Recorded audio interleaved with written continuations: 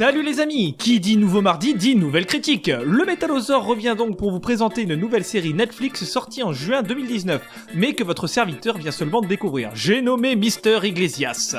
Créée par la plateforme de streaming sous la houlette de Kevin Hench, la série a pour star l'acteur Gabriel Iglesias. Oui, vous avez bien entendu, le gars partage son nom avec son personnage dans la série. L'acteur surnommé Fluffy s'est fait connaître en faisant des one-man shows, puis il présentera et participera à de nombreux shows de stand-up qui contribueront à sa renommée. Renommé, qui es-tu renommé ? Pour en revenir à la série, nous suivons donc Mister Iglesias, un professeur de lycée bienveillant, ventripotent, ancien alcoolique et à l'humour acerbe et piquant comme je l'aime. Il enseigne à des enfants dans une école de seconde zone, mais pas n'importe quel type d'enfant. Alors qu'on lui propose de s'occuper d'enfants dits méritants, c'est-à-dire les quelques rares cas à avoir un avenir dans une grande fac ou une grande école, vous l'aurez compris, notre cher Iglesias décide plutôt de soutenir les marginaux classés au rebut, qui ont un véritable potentiel. Il s'efforce donc sans cesse d'aider ses enfants pour montrer à tous qu'ils ont eux aussi des capacités et qu'ils ne doivent pas être abandonnés par le système américain. À l'heure où en France notre système éducatif est en berne, où les profs sont traités comme des parias et que de plus en plus d'élèves sont des laissés pour compte, je trouve que cette série est tout à fait pertinente.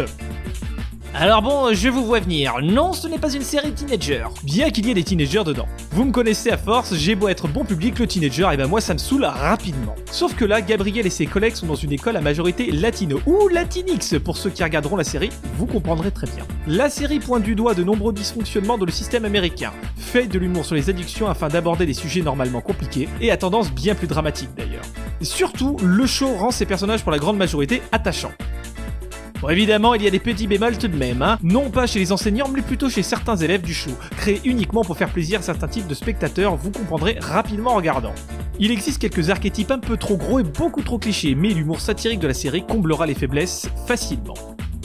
Pour les personnages, en dehors de notre cher Gabi incarné à la perfection et magnifiquement doublé en français par le divin Jérôme Powell, nous retrouvons Sherry Shepherd dans le rôle du proviseur Paula, une femme célibataire en recherche d'un magnifique étalon à chevaucher, ses frasques déplacées et remplies de sous-entendus m'enchantant à chaque fois, éprouvant d'ailleurs que le show n'est pas fait pour les enfants.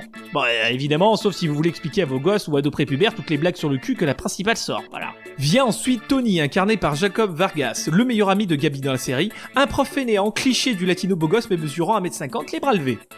Il y a aussi le cliché de la petite blanche privilégiée, Abby, jouée par Maggie Gea, qui au départ est ultra agaçante et irritante, moi franchement elle me faisait bien chier, mais dont les épreuves de la vie rendent plus attachante et plus humaine. Oui car, même si ici on pointe le privilège blanc, chose habituellement traitée n'importe comment en faisant des généralités à la con, la série décide de plutôt casser ça en montrant que même les gens privilégiés vivent des choses difficiles, et que le privilège n'existe que là où on l'imagine réellement.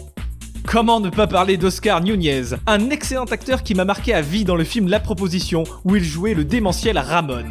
Bon, ici, il joue le pseudo-méchant, le principal adjoint, et tombe parfois trop dans le cliché stéréotypé du méchant proviseur, mais honnêtement, ça vient plus de l'écriture de la série que du jeu d'acteur.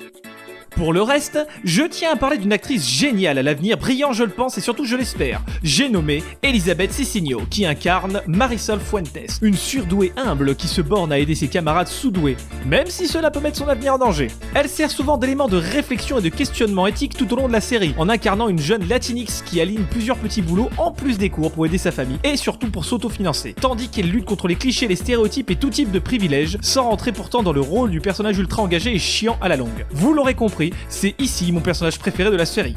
Voilà donc pour ce petit show sympa dont la deuxième saison ne devrait plus trop tarder et que je vous recommande chaudement. Certes, cette série n'a pas non plus des prétentions énormes, mais croyez-moi, elle fait le café et bien plus encore. Surtout si vous cherchez une série humoristique satirique qui met en avant les dysfonctionnements d'une société malade.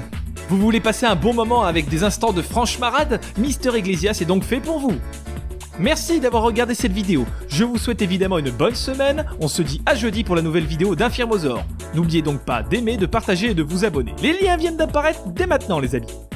N'oubliez pas surtout, les avis c'est comme les trous du cul, tout le monde en a un et la plupart du temps, évidemment ça pue la merde. Allez à ciao, bonsoir.